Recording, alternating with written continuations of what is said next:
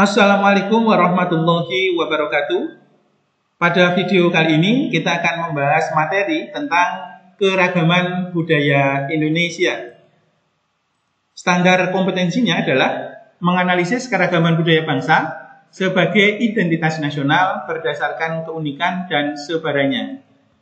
Indikator pencapaian kompetensi bisa dilihat dan materi pembelajarannya ada 5 submateri.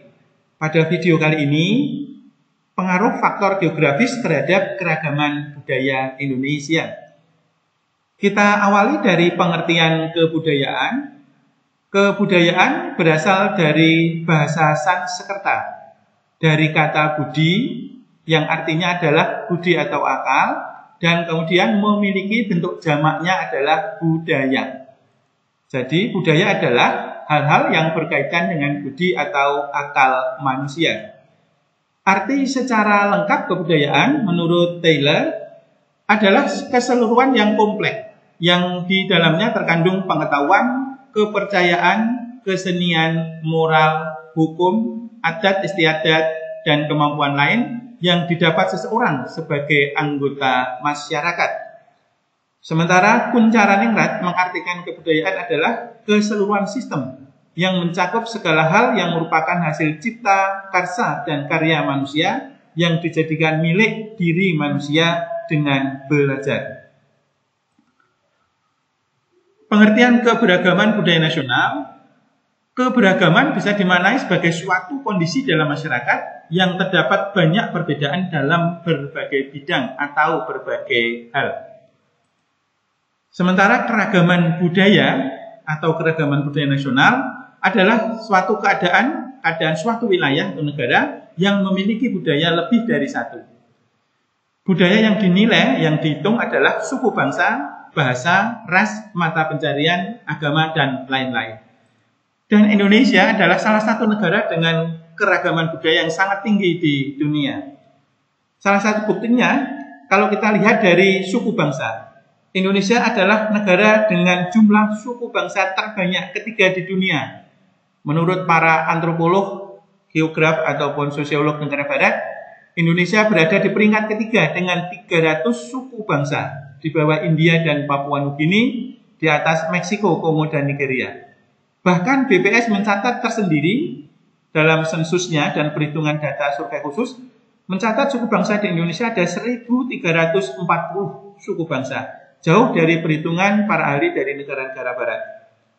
Bukti yang lain, kalau Indonesia sebagai negara yang sangat beragam budayanya, Indonesia memiliki jumlah bahasa terbanyak kedua di dunia dengan 742 bahasa, di bawah Papua Nugini dengan 820 bahasa. Ini membuktikan bahwa Indonesia adalah sebuah negara dengan tingkat keragaman budaya yang sangat besar. Mengapa Indonesia bisa memiliki keragaman budaya yang besar? Berikut adalah faktor geografis yang menyebabkan keragaman budaya Indonesia. Yang pertama adalah letak geografis.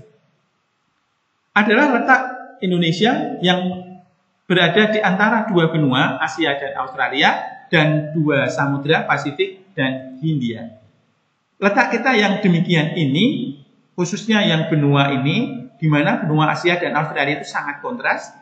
Asia sebagai benua terbesar, jumlah populasi terbesar, Australia sebagai benua terkecil, dan juga benua dengan populasi terkecil. Kulturnya juga berbeda jauh, maka ketika kedua benua ini berinteraksi tentu akan mempengaruhi keragaman budaya Indonesia, dan tentu semakin bertambah. Dua lautan luas yang di dalamnya tentu akan ada hiruk-pikuk pelayarannya juga tentu akan mempengaruhi dan menambah khasanah keragaman budaya Indonesia. Yang kedua adalah posisi strategis Indonesia. Indonesia terletak pada posisi silang dunia yang pasti akan banyak dilewati dalam pelayaran, perdagangan, dan penerbangan internasional, menyebabkan budaya asing berkemungkinan besar untuk masuk ke Indonesia. Posisi silang yang strategis ini memungkinkan budaya-budaya dari berbagai kawasan belahan dunia akan masuk ke Indonesia. Dari satu sisi, pelayaran saja, wilayah Indonesia terdapat 4 jalur pelayaran dunia. Bahkan yang satu ini adalah yang tersibuk di dunia, yaitu Selat Malaka. Sementara 3 yang lain adalah alur laut Kepulauan Indonesia atau ALKI 1 melintasi Selat Sunda, ALKI 2 melintasi Selat Lombok dan Selat Makassar, dan ALKI 3 melintasi Laut Sawu di Pulau Timor, perairan atau Laut Arafuru dan perairan Maluku. Sangat memungkinkan bahwa budaya dari negara-negara asing tersebut akan masuk ke Indonesia.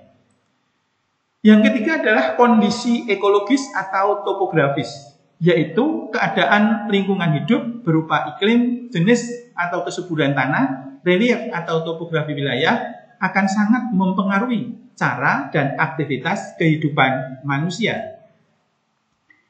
Kita bisa mencontohkan bangunan rumah di pegunungan beratap rendah, sedangkan di dataran rendah beratap tinggi.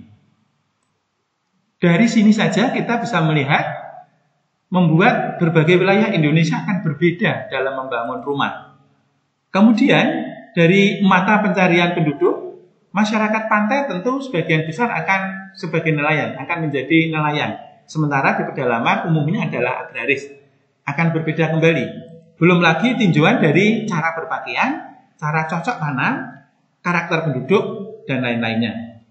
Yang keempat adalah bentuk negara kepulauan.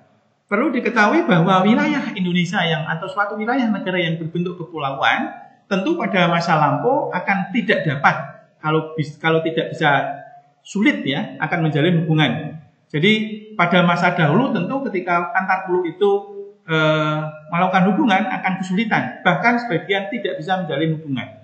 Akibatnya masing-masing pulau memiliki kebudayaan yang tersendiri atau berbeda-beda. Dan kebudayaan itu berlangsung sampai sekarang. Indonesia yang memiliki 18.110 pulau menurut Lapan dan LIPI, maka mewarisi budaya yang sudah ada dari pulau-pulau yang ada di Indonesia ini. Dan inilah daftar negara dengan kepulauan terluas menunjukkan Indonesia sebagai negara dengan kepulauan terluas di dunia sangat memungkinkan memiliki keberagaman budaya yang sangat tinggi. Dan faktor yang menyebabkan keragaman budaya yang lain di luar faktor geografis adalah latar belakang historis, bahwa nenek moyang kita yang berasal dari Yunan di Cina Selatan dalam perjalanannya menuju ke wilayah Indonesia adalah melewati dan membawa budaya-budaya setempat seperti dari Asia Tenggara yang lain, dari Vietnam, Kamboja, Thailand, Malaysia, Filipina, dan lain sebagainya. Kemudian yang keenam, faktor keterbukaan terhadap kebudayaan luar menyebabkan derasnya arus budaya asing masuk ke Indonesia, baik budaya dari India, Cina, Arab, maupun bangsa Eropa. Sikap masyarakat yang menerima perubahan juga mempengaruhi beragamnya budaya Indonesia, serta keadaan perbedaan agama dan ras memperkaya khasanah keragaman budaya di Indonesia. Bagaimanakah dampak keberagaman budaya itu? Tentu ada dampak positif dan negatifnya. Dampak positif antara lain yang pertama, meningkatkan sektor pariwisata karena akan menjadi hal yang sangat menarik. 2, sebagai kekayaan budaya bangsa dan menjadi modal untuk membentuk kebudayaan nasional. 3, sebagai identitas bangsa di mana Indonesia adalah bangsa yang berbudaya beragam. 4, melahirkan inovasi dan kreativitas. 5, melatih toleransi dan tenggang rasa. Dampak negatifnya antara lain rawan akan perpecahan. Munculnya sikap etnosentrisme, fanatisme, dan egoisme. Etnosentrisme adalah mencintai budaya daerah secara berlebihan. Rawan persaingan politik dan konflik. Relatif sulit mengatur atau menyatukan sebuah wilayah yang etniknya, yang budayanya sangat beragam. Dan yang kelima adalah potensi pelanggaran HAM. Inilah dampak positif dan negatif dari keragaman budaya bangsa Indonesia. Yang penting bagi kita adalah perbedaan yang ada bukan menjadi masalah, justru menjadi kelebihan, di mana begitu beragamnya budaya Indonesia menjadi kekayaan dan khasanah budaya bangsa Indonesia. Terima kasih atas perhatiannya. Wassalamualaikum warahmatullahi wabarakatuh.